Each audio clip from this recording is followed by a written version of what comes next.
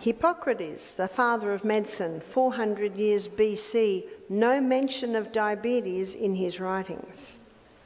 So diabetes is a fairly modern disease.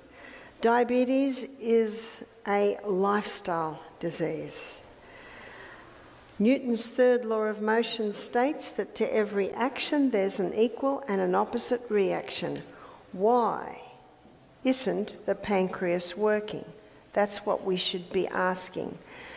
As Proverbs 26 verse 2 states, the curse causeless shall not come. There is a reason. There is a reason why pancreases are not working. Now the pancreas's, one of its main roles is to release two hormones. One is insulin, that gets the blood sugar down. The other hormone is glucagon, and that gets the blood sugar level up. Now the meal that you had tonight, because it's high in fibre, I think everything had fibre, generous proteins, there's your legumes and some great fats, it gives a slow, sure, steady release of glucose, of nutrients. And that allows the pancreas to just release the insulin as it's needed. That's what every cell in the body wants, and that's what our pancreas wants. But what's happening today is people predominantly are eating a high carbohydrate diet. And this high carbohydrate diet releases a lot of glucose. And that glucose, when it gets into the blood, especially the refined sugar, and by the way, the refined grains, it's almost as high as sugar. But there is one grain that gets the blood sugar levels higher than refined sugar. Is that a surprise? And the grain that does that is what? Bread and cereal and pasta and cakes, etc., and pizza are all made out of predominantly one grain. What's that one grain? It's wheat. Now in the 1950s, wheat went through intensive crossbreeding. And the reason they put it through intensive crossbreeding is they wanted to create a plant with a high yield of grain, so that would help with the starvation crisis in Africa, in Mexico, in India. And eventually, Dr. Norman Boulag got a Nobel Prize for his hybridized wheat. At first, the stalk broke before the grain was fully ripe, because wheat used to grow that high. Do you remember that? We had a 25-year-old wheat farmer come to our retreat. He'd never heard of such a thing. He didn't know that wheat used to grow that high. And so they went back to the drawing board and they came up with a wheat that only grows this high. I was in Holland, well, probably a month ago now, and we're driving along. You know, it's very, very flat. And I saw big fields of sandy-coloured grass. I said, what is it? It's everywhere. They said it's wheat. It was only that high. So it had only to be that high with a thick stem, because some wheats are producing 8 to 10 times the grain that they originally produced. So in the 1970s, the wheat started to go worldwide. So by the 1990s, every bread, cereal, pasta, cake, etc., pizza, all made out of this hybridized wheat. It was rushed through with no safety studies. They didn't think they had to do safety studies on wheat. It was rushed through with no safety studies. And who's it experimented on? I'm not interested in being experimented on. I'm interested in experimenting whether exercise works. I'm interested in experimenting whether drinking more water works or going to bed earlier works, because if it doesn't work, I've lost nothing. They're the only things I'm interested in experimenting on. But I've found that they work. But what it produced, and they're starting to realise this only now, what it produced was a type of starch structure that gets the blood sugar level up higher than even sugar.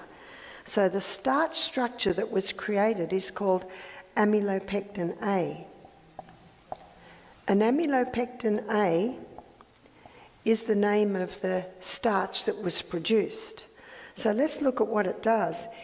We'll do it up here. It gets the blood sugar level up very high, very fast. So then you get a corresponding dump.